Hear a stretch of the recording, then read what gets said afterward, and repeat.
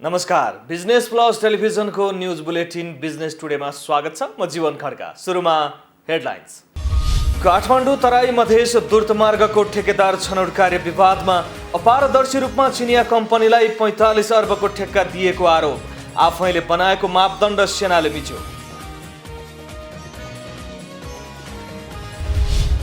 चालु आर्थिक वर्षको 6 महिनामा विकास खर्च 25% मात्रै। विकासको गति सुस्त, ठूला आयोजनाले गति नलिँदा सञ्चित कोषको आकार बढ्यो।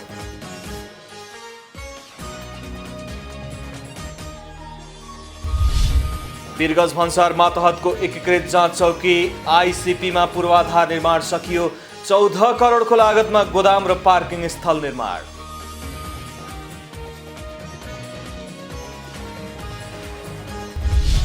नवीकरणीय ऊर्जाको प्रयोग र प्रवर्धनमा स्थानीय सरकारलाई प्राथमिकतामा राख्न सरकारवालाको सुझाव। 2 लाख स्थानीय र 500 व्यावसायिक बायोग्यास स्थापना गर्ने सरकारी लक्ष्य। र सोमबार शेयर बजार परिसूचक नेप्सेमा 6.36 अङ्कको करेक्सन। 202 कम्पनीका 5 अर्ब 96 करोड बढीको कारोबार।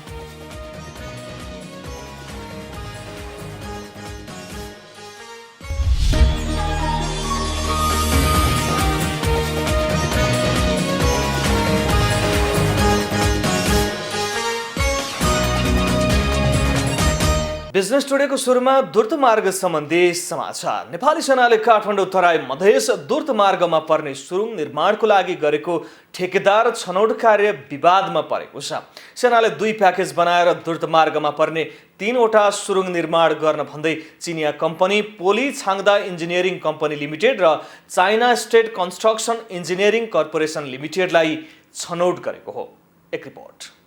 नेपाली सेनाले काठमाडौँ तराई मधेस द्रुत मार्गमा पर्ने सुरुङ निर्माणका लागि गरेको ठेकदार छनौट कार्य विवादमा परेको छ। सेनाले अपारदर्शी रूपमा चिनिया कम्पनीलाई 35 अर्बको ठेक्का दिएको आरोप छ। उच्च सैनिक स्रोतले निर्धारित मापदण्ड विपरीत ठेकदार कम्पनी छनौट गरिएको बताउँदै अन्तर्राष्ट्रिय ठेकदारको सूचीमा अब्बल नदेखिएको कम्पनी छनौटमा परेको उल्लेख गरेको छ। यो डिलमा स्वयं प्रधान सेनापति पूर्णचन्द्र थापाका नाता सालो पर्ने रजन रायमाझी र ठेकदार लोकेन्द्र कार्कीको संलग्नता रहेको स्रोतले बताएको छ। रायमाझी र कार्कीकै संलग्नतामा अन्तर्राष्ट्रिय मापदण्डमा समेत अब्बल नठहरिएको पोली छाङदा इन्जिनियरिङ कम्पनी लिमिटेडलाई दुवै चरणको कामका लागि योग्य छनौट गरिएको नाम उल्लेख नगर्ने शर्तमा एक सैनिक उच्च स्रोतले बताएको छ। सुरुङ निर्माणको अनुमानित लागत 35 अर्ब रुपियाँको अनुमान गरिएको छ। सेना आफैले बनाएको मापदण्ड विपरीत र अपारदर्शी ढङ्गले छनौट प्रक्रिया अपनाइएको उच्च सैनिक स्रोतले दावी गरेको छ। सैनिकले गत वर्ष 2076 फागुन 30 गते सेनाले सुरुङ निर्माणका लागि पूर्ण योग्यता छनौटका लागि ग्लोबल टेन्डर आह्वान गरेको थियो।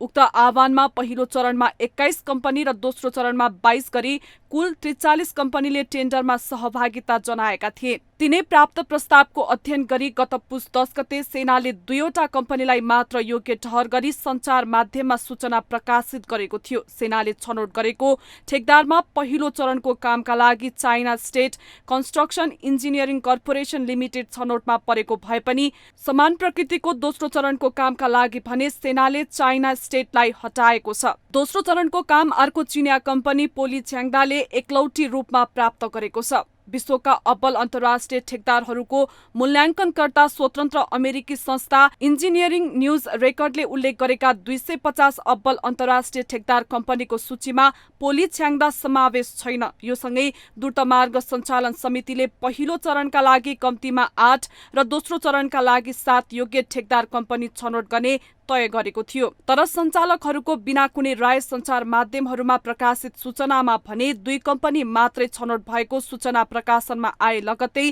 यो विषय विवादित बन्न पुगेको हो। आयोजनाको सञ्चालक समितिमा युद्ध कार्य महानिर्देशक उपरथी प्रेम शाही, अर्थ मन्त्रालयका सहसचिव सुमन दाहाल, रक्षा मन्त्रालयका सहसचिव शिवराम न्यौपाने, भौतिक पूर्वाधार तथा यातायात मन्त्रालयका सहसचिव प्रमिला देवी वज्राचार्य र राष्ट्रिय योजना आयोगका सहसचिव डाक्टर वासुदेव शर्मा सदस्य छन्। राष्ट्रिय गौरवको आयोजना काठमाडौँ तराई मधेस द्रुत मार्गको जिम्मेवारी रथी प्रभुराम शर्मासँग छ। सैनिक स्रोतका अनुसार पहिलो फेजको कामका लागि झण्डै 24 अर्ब रुपियाँ खर्च हुने अनुमान गरिएको छ। दोस्रो फेजमा 2वटा 2 लेन टनेल, 5वटा पुल र 4 लेनको बाटो बनाउन झण्डै 21 अर्ब लाग्ने अनुमान छ। स्रोतका अनुसार द्रुत मार्ग आयोजना प्रमुख सहायक रथी विकास पोखरेलले समितिका सदस्यहरूसँग ठेकदार छनौटका विषयमा अनभिज्ञता प्रकट गरेका थिए।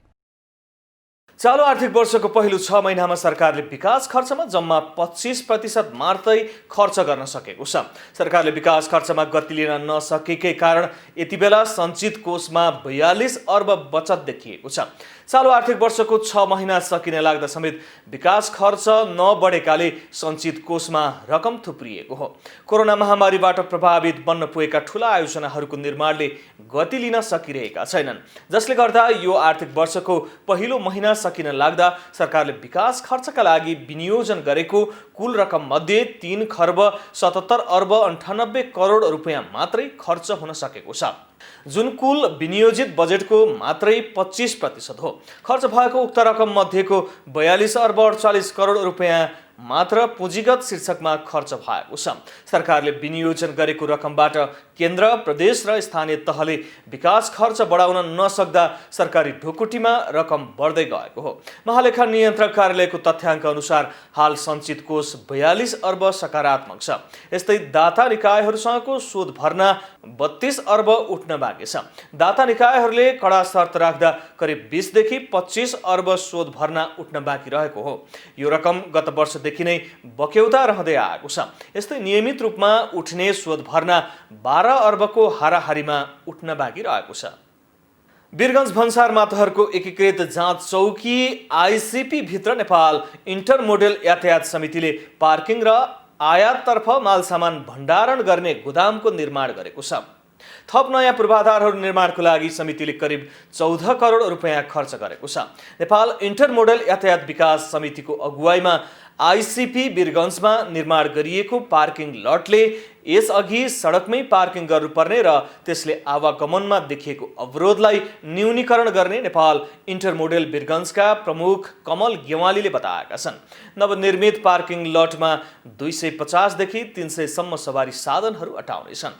हाल दैनिक 700 को हाराहारीमा नेपाल र भारतका मालवाहक र हलुका सवारी साधनको आइसिपीमा आवत जावत हुने गरेको छ। यस्तै वीरगञ्ज भन्सार भएर हुने आयातको परिमाणमा आएको वृद्धिसँगै मालसामानको सङ्ख्यामा पनि वृद्धि भएपछि आयातित वस्तु भण्डारणका लागि सुरक्षित स्थानको अभाव आयातकर्ताहरूले झेल्दै आएका थिए। यसअघि आइसिपी क्षेत्रमा आयाततर्फ र निर्याततर्फ गरी 1364 वर्ग मिटरका 2वटा मात्रै भण्डारण गोदाम थिए। आयातित वस्तुको परिमाण वृद्धिसँगै तिनको सुरक्षित भण्डारणमा समस्या देखिएपछि थप 1000 वर्ग मिटर क्षेत्रफलको मालसामान भण्डारण गर्ने गोदाम समेत निर्माण भई सञ्चालनमा ल्याइएको छ। बिजनेस टुडेमा पालो भएको छ ब्रेकको।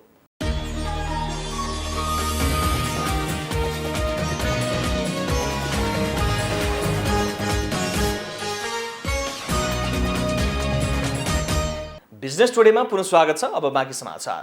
नवीकरणीय ऊर्जाको प्रयोग र प्रवर्धनमा स्थानीय सरकारलाई पहिलो प्राथमिकता दिएर राष्ट्रिय नीति बनाउन सरकारवालाहरूले सुझाव दिएका छन्।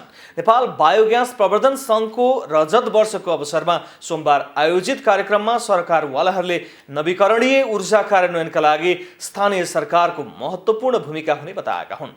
कार्यक्रममा पूर्व मन्त्री गणेश शाहले नवीकरणीय ऊर्जाको कार्यान्वयनका लागि स्थानीय तहलाई उपयुक्त नीति निर्माण गर्न केन्द्रीय सरकारबाट सहयोग हुनुपर्ने बताउनु भयो। संविधान त के छ भनेदेखि अब चाहिँ नवीकरणीय ऊर्जा चाहिँ स्थानीय सरकारको मातहतमा गएको छ।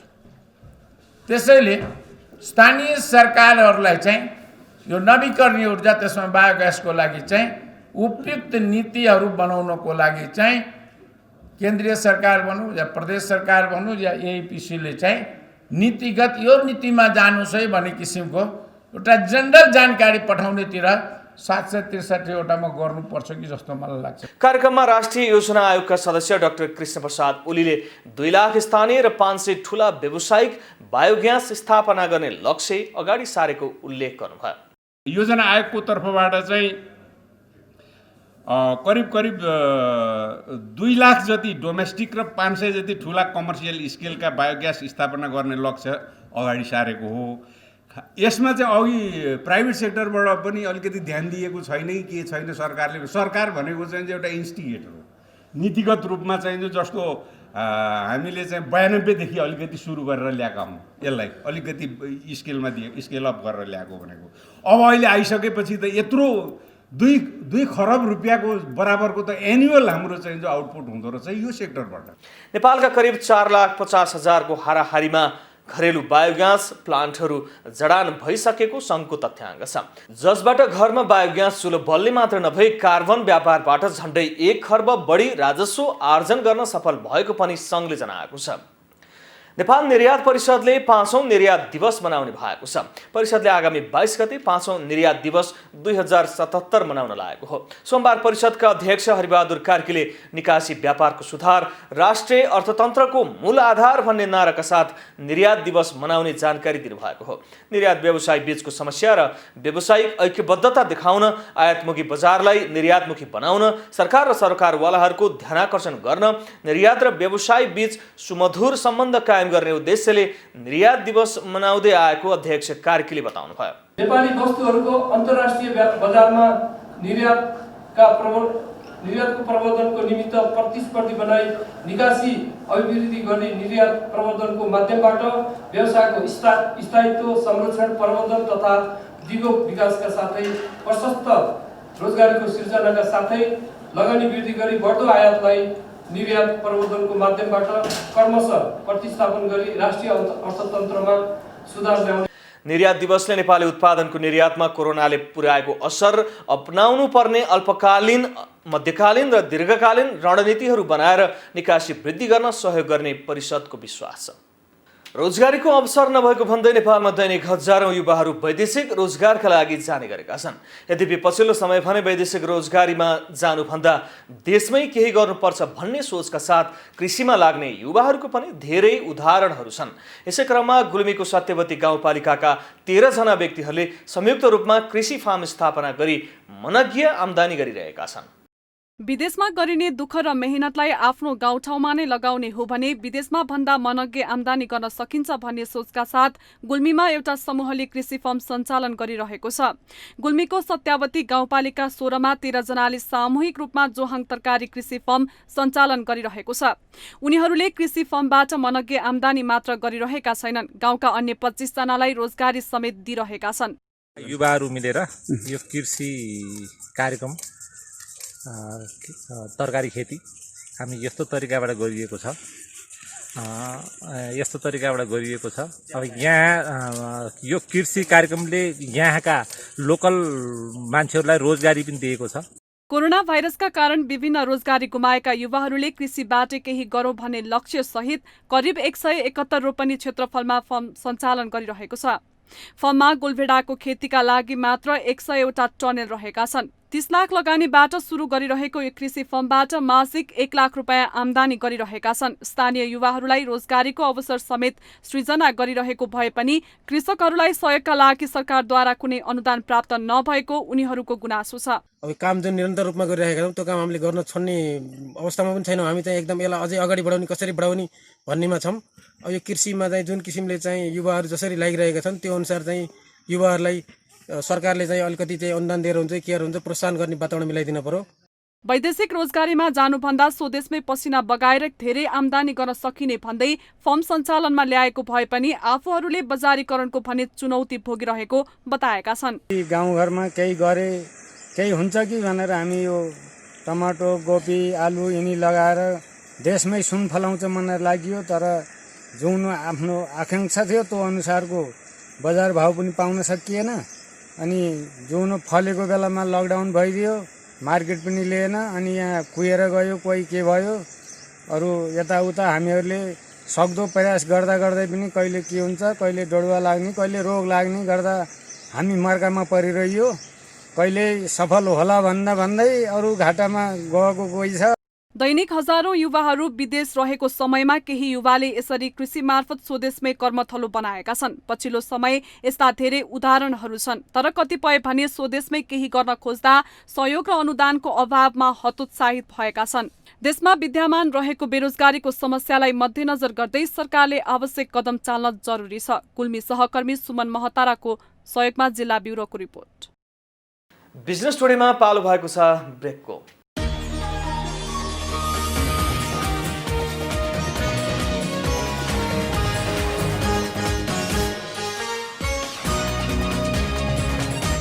बिजनेस टुडेमा पुनः स्वागत छ। अब बाँकी समाचार। एक सातादेखि लगातार बढेको शेयर बजार नेप्से परिसूचक सोमबार भने कारोबारको अन्तिममा नाफा बुक गर्नेहरू सक्रिय हुँदा सामान्य करेक्सन भएको छ। सोमबार 2216 बिन्दुसम्म पुगेको बजारमा अन्तिममा 6.36 अङ्कको करेक्सन भएको हो। नेप्से सूचक 2169.04 बिन्दुमा बन्द भएको हो। आइतबार 88.12 अङ्कले बढेर 2175.39 बिन्दुमा बन्द भएको बजार सोमबार 2207.05 बिन्दुदेखि खुल्ला भएको थियो। सोमबार सेन्सिटिभ इन्डेक्स पनि 0.73 अङ्क घटेर 415.15 बिन्दुमा झरेको छ। अघिल्लो कारोबार दिनको तुलनामा कारोबार रकम पनि घटेको छ। सोमबार 5,96,17,33,122 रुपियाँ बराबरको शेयर कारोबार भएको छ। आइतबार 6,34 बढीको कारोबार भएको थियो। सोमबार 202 कम्पनीको 46,001 पटकको व्यापारमा 1,16,43,429 किता शेयर कारोबार भएको हो। नेपाल पुनर्बीमा कम्पनीको सर्वाधिक रकमको शेयर कारोबार भएको छ। विगत 3 सातादेखिको नेपाल लाइफ इन्सुरेन्सले कायम गरिरहेको सर्वाधिक रकमको कारोबार गर्ने कम्पनीको स्थान सोमबार भने नेपाल पुनर्बीमाले ओगटेको छ। सोमबार 5 वटा समूहको परिसूचक बढ्दा 6 वटा समूहको सूचक भने घटेको छ। म्युचुअल फन्डको परिसूचक भने स्थिर रह्यो। नेपाल राष्ट्र बैंकले कोरोना महामारी तथा बन्दबन्दीबाट प्रभावितलाई राहत दिन ल्याइएको पुनर्कर्जामा सरकारवालाहरूको रुचि देखिएको छैन। केन्द्रीय बैंकले पहिलो पटक गत भदौ 1 गतेबाट 1,48 अर्ब रुपियाँको महामारी पीडितहरूको राहतका लागि उपलब्ध गराउने भन्दै वाणिज्य बैंक तथा वित्तीय संस्थाहरूबाट प्रस्ताव आह्वान गरेको थियो। एक रिपोर्ट। नेपाल राष्ट्र बैंकले कोरोना महामारी तथा बन्दाबन्दीबाट प्रभावितलाई राहत दिन ल्याएको पुनः कर्जामा सरकारवालाहरूको रुचि देखिएको छैन। केन्द्रीय बैंकले पहिलो पटक गत भदौ 1 गतेबाट 1,48 अर्ब रुपियाँ रकम महामारी पीडितहरूको राहतका लागि उपलब्ध गराउने भन्दै वाणिज्य बैंक तथा वित्तीय संस्थाहरूबाट प्रस्ताव आह्वान गरेको थियो। असोज मसान्तसम्मको सीमा तोकेर आह्वान गरिएकोमा त्यसबेला 50 अर्ब रकम मात्र गएको थियो। सरकारले राष्ट्र बैंक मार्फत पुनः कर्जा कोष नै खडा गरेर जम्मा गरेको उक्त रकम मध्ये बाँकी 98 अर्ब रुपियाँ बराबरको पुनः कर्जाका लागि पुनः आवेदन माग गरेको छ। यस्तो सुविधा उपयोगका लागि बैंक तथा वित्तीय संस्थाहरूले आगामी माघ 16 गतेसम्म ग्राहकको सूची सहित आवेदन पेश गर्नुपर्नेछ। हाल पुनः कर्जा कोषमा करिब 42 अर्ब मात्रै रहेको भए पनि यसको 5 गुणा अर्थात् 2,12 अर्ब रुपियाँ बराबरको यस्तो कर्जा दिन सक्ने क्षमता उक्त कोषमा रहेको दावी राष्ट्र बैंकले गर्दै आएको छ। पुनः कर्जाका लागि सरकारले छुट्याएको 2 खर्ब मध्ये चालु आर्थिक वर्षमा वाणिज्य बैंक, विकास बैंक तथा वित्त कम्पनी मार्फत 70% लाई दिने कार्यविधिमा व्यवस्था छ। साथै यसमध्ये 20% पुनः कर्जा भने राष्ट्र बैंकले मूल्याङ्कनका आधारमा वितरण गर्नेछ। यसबाहेक बाँकी 10% लघुवित्त संस्था मार्फत वितरण गर्ने व्यवस्था मौद्रिक नीतिले गरे अनुसार कार्यविधिमा समेत उल्लेख गरिएको छ। तर अझैसम्म पनि यस्तो कर्जा लघुवित्तका लागि भने वितरण गरिएको छैन। एकमुष्ट प्रदान गर्ने पुनः कर्जाको अवधि बढीमा 1 वर्षको मात्र हुने र यस्तो कर्जा नवीकरण हुने छैन। तर ग्राहक ऋणीहरू अनुसार प्रदान गरिने पुनः कर्जा भने कोरोनाबाट अति प्रभावितलाई बढीमा 1 वर्ष र मध्यम तथा न्यून प्रभावितलाई 6 महिनाका लागि दिइनेछ। यो पुनः कर्जा भने नवीकरण गर्न सक्ने राष्ट्र बैंकले बताएको छ। यस्तो कर्जाको अधिकतम सीमा 5 करोडसम्म रहेको छ। लघु, घरेलु तथा साना उद्यम पुनः कर्जा र साधारण पुनः कर्जा ऋणीहरूले 5% ब्याज दरमा पाउनेछन्। सिद्धार्थ बैंकले आगामी साधारण सभाबाट शेयरधानीहरूलाई 15% लाभांश प्रस्ताव स्वीकृत गराउने तयारी गरेको छ। बैंकको साधारण सभा आगामी माघ 16 गतेका लागि तय गरिएको छ। बैंकले साधारण सभामा गत वर्षको नाफाबाट 12% बोनस र 3% नगद गरी कुल 15% लाभांश दिने प्रस्ताव पेश गर्ने भएको छ। यसैगरी कुनै बैंक तथा वित्तीय संस्थासँग मर्जर वा एक्विजिसन प्रक्रियामा जानु परेमा सो कामको अख्तियारी सञ्चालक समितिलाई नै दिने गरी साधारण सभामा प्रस्ताव लाने तयारी बैंकले बैङ्कले गरेको छ। आसन्न साधारण सभाले सर्वसाधारण समूहबाट 2 जना र संस्थापक समूहबाट 3 जना गरी कुल 5 जना सञ्चालकहरूको पनि निर्वाचन गर्ने भएको छ। सभा अम्रपाली बैंक्वेट बालुवाटार काठमाडौँमा बिहान 11 बजेबाट सुरु हुने वार्षिक साधारण सभामा उपस्थित हुन नसक्ने शेयरधनीले भर्चुअल माध्यमबाट पनि उपस्थिति जनाउन सक्नेछन्। साधारण सभालाई लक्षित गर्दै बैंकले पुस 28 गते बुक क्लोज गर्नेछ। पुस 27 गतेसम्म कायम शेयरधनी मात्र गत वर्षको प्रस्तावित लाभांशको हकदार हुनेछन्। पाल्पाका युवा गोलभेडा खेतीमा आकर्षित भएका छन्। अन्य क्षेत्रका युवाहरू विदेश पलायन भइरहे पनि पाल्पाका युवाहरू भने गोलभेडा खेतीबाट राम्रो आम्दानी गरिरहेका छन्। गोलभेडा खेतीमा लागेका पाल्पा माथागढी गाउँपालिका 2 रूप्सेका किसान कमल सूर्यवंशीले पछिल्लो 12 महिनामै 6 लाख भन्दा बढी आम्दानी गरेका छन्। उनी हुन् युवा कृषक कमल सूर्यवंशी। उनी व्यावसायिक गोलभेडा खेतीमा लागेका छन्। 5 रोपनी क्षेत्रफल जग्गामा 6वटा टनेल निर्माण गरी उनले व्यावसायिक गोलभेडा खेती गरिरहेका छन्। उनको टनेलमा जुनसुकै मौसममा पनि लटरमै गोलभेडा देख्न सकिन्छ। 22 वर्षका कमलले गाउँमै गोलभेडा खेतीबाट वार्षिक 6 लाख बढीको आम्दानी गर्दै आएका छन्। उनले विदेश पलायन हुनुभन्दा देशमै बसेर कृषिलाई आम्दानीको बाटो बनाएका हुन्। उनको सफलता देखेर गाउँघरका अन्य कृषकहरूले समेत खेर गइरहेको जमिनको सदुपयोग गर्दै खेतीलाई विस्तार गरेका छन् भने कतिले वैदेशिक रोजगारीलाई त्यागेर कृषिमा लागेका छन्। बजारमा गोलभेडाको बढ्दो मागका कारण कमललाई गोलभेडाका लागि बजारीकरणको पनि कुनै समस्या छैन। उनले उत्पादन गरेका गोलभेडा प्राय टनेलबाटै बिक्री हुने गरेको छ। यो टमाटरको बजारीकरण चाहिँ दुःख छैन। हाम्रो माग धेरै उत्पादन थोरै भइराखेको छ। तपाईको यो टमाटरको माग हाम्रो यहाँ तल बजारमा पनि हामीले पुर्याउन नसकिने अवस्था छ। किनभने हाम्रो यो वडा चाहिँ सबै मिलेर काम गरे पर माग धान्न सकिन्थ्यो। हामीले यो बजारीकरणको चाहिँ व्यवस्था राम्रो छ। तपाईको माग पुर्याउन सकिए छैन। 5 वर्षदेखि यो खेती सुरु गरेका उनलाई गाउँपालिकाको प्राविधिक सहयोग र अनुदानका कार्यक्रमले थप सहज भएको छ। माथागढी गाउँपालिकाले कृषकहरूलाई आत्मनिर्भर बनाउन व्यवसाय कृषिका लागि प्रेरित गर्दै आइरहेको छ। यसरी कृषि पेशा अवलम्बन गरेका किसान र कृषिबाट आत्मनिर्भर बन्न चाहने किसानलाई गाउँपालिकाले प्रोत्साहन, अनुदान, सचेतना तथा प्राविधिक सहयोग गर्दै आएको गाउँपालिकाले जनाएको छ। कृषि पेशामा आबद्ध भए पनि वर्षभरि नै त्यो कृषि पेशाबाट उहाँहरूलाई खान पुग्ने चाहिँ छैन। उहाँहरू परम्परागत रूपमा निर्वाहमुखी कृषि पेशामा चाहिँ उहाँहरू आबद्ध भएको हिसाबले गाउँपालिकाले त्यसलाई लागत उत्पादनमा चाहिँ लागत कम हुन र उत्पादनमा चाहिँ बढोत्तरी गर्नको लागि विभिन्न कार्यक्रमहरू लागू गरेको छ। कृषिलाई कसरी व्यावसायीकरण गर्ने, कसरी आधुनिकीकरण गर्ने, कसरी उत्पादन बढाउने र लागत चाहिँ कम गर्ने भन्ने ढङ्गको कार्यक्रमहरू लागू गरेको छ। पाल्पाका कमल सूर्यवंशीको जस्तो मेहनत र माथागढी गाउँपालिकाको जस्तो वास्तविक कृषकहरूसम्म राहत पुर्याउने तथा अनुदान दिने हो भने देशका धेरै युवाहरूले कृषिबाट नै मनग्गे आम्दानी गर्न सक्दछन्। कृषकलाई मनग्गे आम्दानी हुनुका साथै यसले देशको खाद्यान्न आपूर्ति र निर्यातमा रहेका ठूलो खाडलाई पूर्ण समेत टेवा पुर्याउनेछ। पाल्पा सहकर्मी सुमन गाहाको सहयोगमा जिल्ला ब्युरोको रिपोर्ट। बुलेटिनको अन्त्यमा अहिलेसम्मका हेडलाइन्स। काठमाडौँ तराई मधेस द्रुतमार्गको ठेकेदार छनौट कार्य विवादमा अपारदर्शी रूपमा चिनिया कम्पनीलाई 45 अर्बको ठेक्का दिएको आरोप। आफैले बनाएको मापदण्ड सेनाले मिच्यो।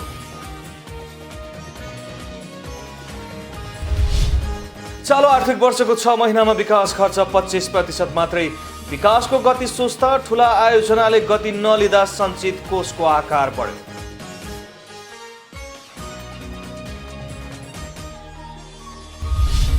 वीरगंज भन्सार मातहतको एकीकृत जाँच चौकी आईसीपीमा पूर्वाधार निर्माण सकियो।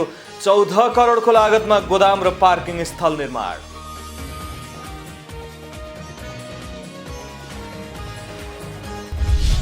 नवीकरणीय ऊर्जाको प्रयोग र प्रवर्धनमा स्थानीय सरकारलाई प्राथमिकतामा राख्न सरकारवालाको सुझाव। 2 लाख स्थानीय र 500 व्यावसायिक बायोग्यास स्थापना गर्ने सरकारी लक्ष्य। र सोमबार शेयर बजार परिसूचक नेप्सेमा 6.36 अङ्कको करेक्सन। 202 कम्पनीका 5 अर्ब 96 करोड बढीको कारोबार।